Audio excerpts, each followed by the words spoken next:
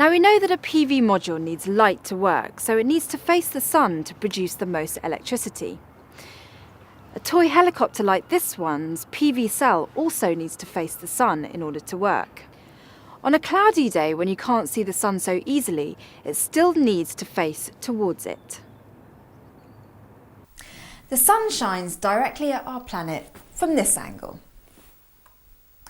If you're in the northern hemisphere, the sun appears to shine from the south. If you're in the southern hemisphere, the sun appears to shine from the north. But these PV modules are on a roof which can't be moved.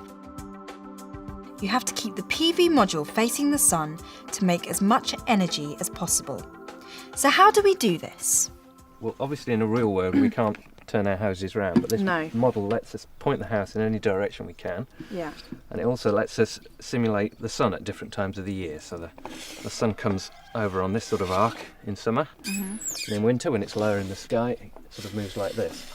Okay. So if we start off with our house facing round to the east and we get our solar array and we install it on the roof of our house, great. We can now see how the sun moves over the panels during the day. Now, obviously you can't move your house around, so what it means is that when you're designing a PV system, you have to look at the house and try and work out whether the roof is suitable, whether there's any shade, and whether the house is facing in the right direction, and whether the roof's at the right angle to make it work effectively. Now, in summer, the sun's going to come over like this, so all morning the sun's going to be shining directly on our panels here. Lots of energy from your Lots panels. of sunshine, lots of energy. But later in the day, the sun's going to come over the top of the roof, and by the afternoon, our house facing east is going to lose the sun. It's got it on this side of the roof, but the solar panels which are on that side haven't got any sunshine. Now, if our house happened to be facing south, like this, about there, we can see that the sun's shining on the panels for almost all the day, both in summer and also in winter. This house had a steeper roof and the modules were sort of angled like that. In winter the sun's going to be shining more or less directly at them, so it's going to work really well in winter, but from the summer it's not hitting direct, it is at it? No. not quite so good an angle, so it's not going to work so well. So what about a flat roof? Because some houses tend to have flat roofs. Some houses have flat roofs, a lot of offices have flat roofs. It's the same principle, isn't it? It's the same principle. Now if it was flat, the sun's going to shine on it almost all the time, but what you tend to do on a flat roof is you still sort of angle them at this angle, sort of 30 degrees or something like that, just because you get more power. What about shadows? How does the shadow affect how much electricity can be produced?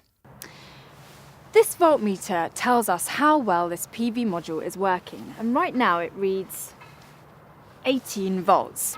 Now if I shade it with my arms, the voltmeter reading reduces.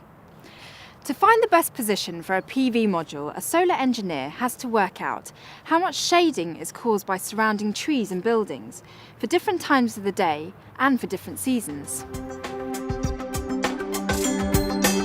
With our climate, we can't always rely on the best of conditions. When it's cloudy, a lot of the sunlight is reflected back into space and doesn't reach us. But some light gets through. Although the PV modules won't produce as much electricity, they are pretty good at using whatever daylight is available.